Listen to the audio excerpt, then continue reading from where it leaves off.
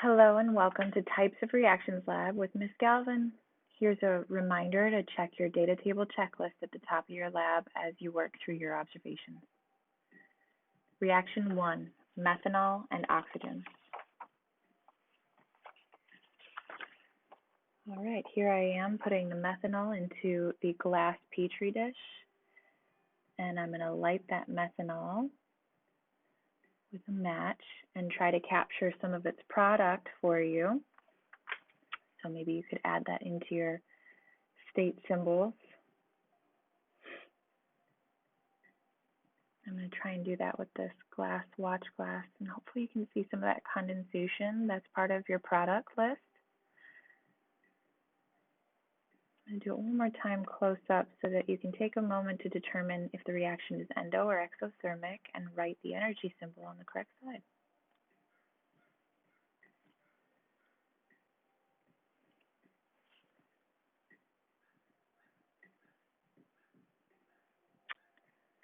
All right, next reaction, copper 2 chloride dissolved in water. So here is your copper 2 chloride. Again, be sure to fill in all state symbols. And for a hint on your product state symbols, these crystals should have dissolved completely into the water.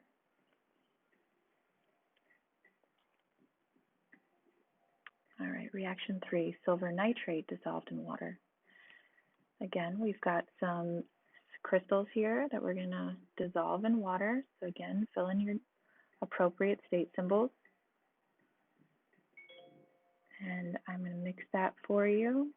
And again, a good hint is that the crystals should have dissolved in the water. Closer look for you.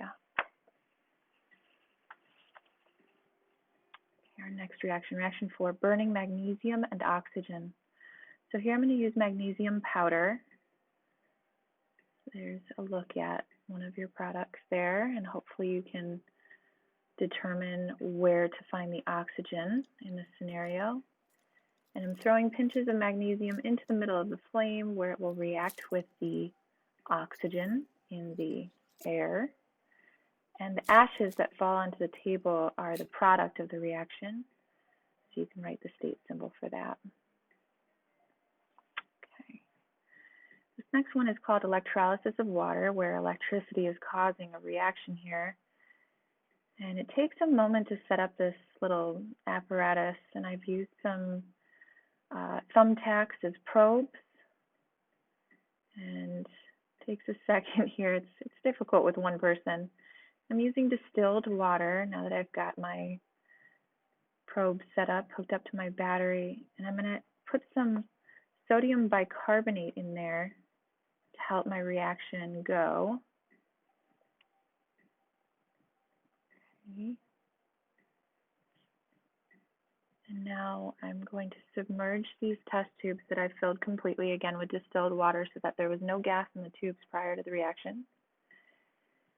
And I've set them up over each electrode track here so that as you see this action that's taking place down by the electrodes at the bottom, you can see the action that's happening there and how that's being collected into the tubes. If you look at the top of the tubes, something's being collected, and that's your products there for you to document. All right, moving on to our next reaction, heating copper 2 sulfate pentahydrate crystals. Here's a good look at what they look like here in the tube for your state symbols. And heat can cause a reaction too, so we're going to heat these crystals and see if we can observe a change that occurs. So I put those in a test tube, and hopefully you see something familiar accumulating on the sides of the tube coming out of the crystals. So take a good look when I close up on it. Who is that? All right, and then I also want you to determine if this reaction is endo or exothermic and write in your energy symbol appropriately. And there's your other product in the bottom of the tube, or products, I should say. Okay, reaction 7, silver and copper 2 chloride solution. So here we're going to put some silver shards into this copper 2 chloride solution. And sure enough, nothing is happening. So What would you write for your products? Can you explain why nothing is happening in this reaction? Hint, hint. Okay. Reaction 8, iron nail and copper 2 chloride solution. So notice the nail before, of course, and then as the change occurs, there is a new solid that is forming there. And I'm going to let you observe it real closely here in a moment. And notice it's the same color as maybe a penny. Okay, to give you some idea of what to look for there. Okay, reaction 9, copper wire and silver nitrate.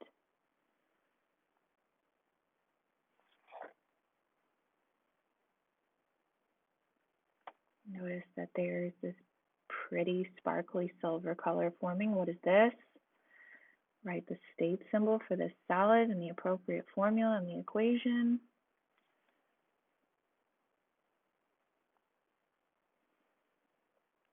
Very good. Very pretty reaction.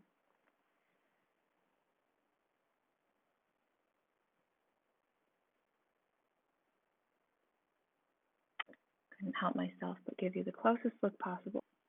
Okay, next we have some reactions with alkali and alkaline earth metals in water and acid. Our first is lithium in water.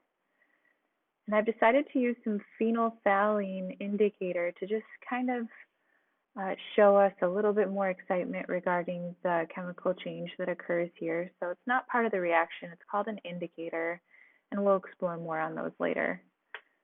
But first, I'm filling my Erlenmeyer flask with about 20 mils of distilled water. There we go. Next, I'm going to put some of my indicator in. And what this does is it changes, actually, we'll learn more about that later. And it turns out my flask was a little dirty, so it turned a little pink already. But here's the lithium, the actual change that we're watching for. And I'm going to take a little chunk out of there and put it into the flask of H2O. Give me a second to grab that thing. Oh, I wanted to show it to you so you could write the proper state symbol.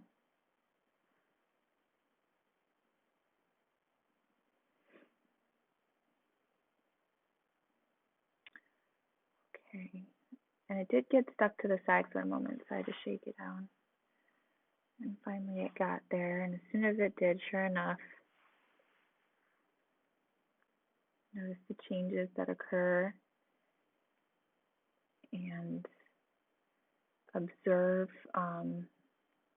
any indication of endo or exothermic. Write the energy symbol, of course. Indicate which product is this gas that is forming.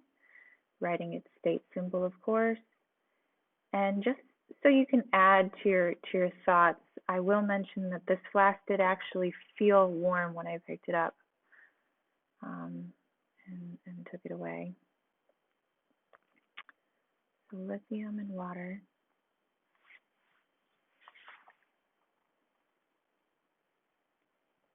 Okay, our next reaction is calcium in water. Okay, same story. We've got a little Erlenmeyer flask.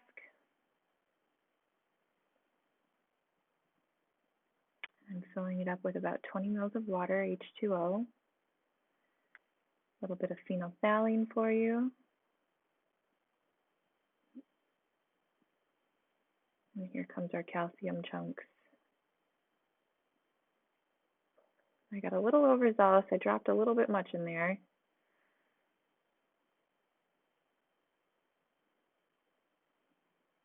As the reaction progressed, you'll notice the indicator shows a prominent change going on inside of the flask there. And I realize this video is a little bit choppy, but hopefully you can appreciate that there's bubbles forming and a little bit of excitement going on there in that flask. Again, if you were to feel this, it would feel a bit warm from prior to the reaction. And if there's a gas forming, you should be putting a gas symbol next to somebody in the product side at least. Reaction 12, magnesium chloride and acid, magnesium in hydrochloric acid, excuse me. And I've already put the hydrochloric acid in, and now I've just added a strip of magnesium. And again, if you observe and or feel, you would notice an indication of endo or exothermic reaction taking place, so you want your energy symbol there. Now we have barium chloride and sodium sulfate solutions. So we're doing some use of our ionic solubility rules, just to give you a hint at where we're going with these. For our first reaction, there's our product, or products. Next we have potassium chloride and sodium hydroxide solutions.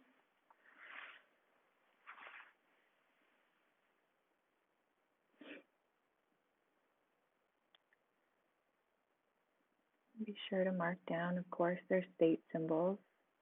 We won't be able to put down energy symbols for these watch glass reactions. Nickel 2 chloride and sodium hydroxide. Again, state symbols.